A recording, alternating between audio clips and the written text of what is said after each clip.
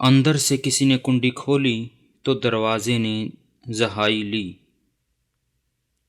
सौगंधी अंदर दाखिल हो गई। माधव मूंछों में हंसा और दरवाज़ा बंद करके सौगंधी से कहने लगा, तो आज तूने मेरा कहा मान ही लिया। सुबह की सैर तंदुरुस्ती के लिए बड़ी अच्छी होती है।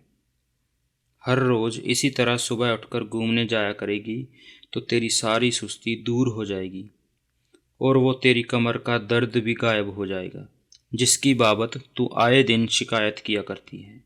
विक्टोरिया गार्डन तक तो हो आई होगी तू, क्यों? सौगंधी ने कोई जवाब न दिया। सौगंधी ने कोई जवाब न दिया और ना ही माधव ने जवाब पाने की ख्वाहिश जाहिर की। दरअसल जब माधव बात किया करता था तो उसका मतलब ये नहीं होता था कि सौगंधी उस बात में ज़रूर हिस्सा लें, और जब सौगंधी कोई बात किया करती थी तो ये ज़रूरी नहीं होता था कि माधव उस बात में हिस्सा ले। चूँकि कोई ना कोई बात करनी होती थी, इसलिए दोनों में से एक कुछ न कुछ कह दिया करता था। माधव बैंत की कुर्सी पर बैठ गया, जिसकी पुश्त पर उसके तेल से चिपड़े हुए सिर ने मैल का एक बहुत बड़ा दब्बा बना रखा था। फिर वो टांग पर टांग रखकर अपनी मूंछों पर उंगलियां फेरने लगा। सौगंधी पलंग पर बैठ गई और माधव से कहने लगी, मैं आज तेरा ही इंतज़ार कर रही थी। माधव सटपटाया, इंतज़ार? तुझे कैसे मालूम हुआ कि मैं आज आने वाला हूँ? सौगंधी के बिचे हुए लब खुले और उन पर एक पीली सी मुस्कुराहट नमूदार हुई। मैंने रात तुझे सपने में देखा था। यकायक उठ बैठी तो कोई भी न था। सो जी ने कहा, चलो कहीं बाहर घूम आए। और माधव खुश होकर बोला, और मैं आ गया। भाई, बड़े लोगों की बातें बड़ी पक्की होती हैं। किसी ने ठीक ही कहा है कि दिल को दिल से राह होती है। तूने यह सपना कब देखा था? सौगंधी ने जवाब दिया, 4 बजे के करीब। माधव कुर्सी पर से उठकर सौगंधी के पास बैठ गया। और मैंने तुझे ठीक 2 बजे सपने में देखा, जैसे तू फूलों वाली साड़ी, अरे बिल्कुल यही साड़ी पहने मेरे पास खड़ी है, और तेरे हाथों में क्या था? तेरे हाथों में, हाँ, तेरे हाथों में रुपयों से भरी हुई थैली थी। तूने वो थैली मेरी झोली में रख दी और कहा, माधव, तू चिंता क्यों करता है, ले ये थैली। अरे तेरे मेरे रुपए क्या दो हैं? सौगंधी, तेरी जान की कसम। बस फौरन उठा और टिकट कटाकर इधर का रुख किया। क्या सुनाऊं, बड़ी परेशानी है। बैठे बिठाए एक केस हो गया है। अब 20-30 रुपए हो तो इंस्पेक्टर की मुट्ठी गर्म करके छुटकारा मिले। थक तो नहीं गई तू? लेट जा, मैं तेरे पैर दबा देता हूँ। सैर की आदत ना हो तो थकन हो ही जाया करती है। इधर मेरी तरफ पैर करके लेट जा। सौगंधी लेट गई। दोनों बाहों का तकिया बनाकर वो उस पर सिर रखकर लेट गई और इस लहजे में, जो उसका अपना नहीं था, माधव से कहने लगी, माधव, यह किस मुए ने तुझ पर केस किया है? जेल वेल का डर हो तो मुझसे कह दे। 20-30 क्या, 100-50 भी ऐसे मौक़ों पर पुलिस के हाथ में थमा दिए जाएं तो फ़ायदा अपना ही होता है। जान बची सो लाखों पाए। बस बस अब जाने दे, थकन कुछ ज़्यादा नहीं है। मुठ चापी छोड़ और मुझे सारी बात सुना। केस का नाम सुनते ही मेरा दिल दक दक करने लगा है। वापस कब जाएगा तू? माधव को सौगंधी के मुंह से शराब की बास आई।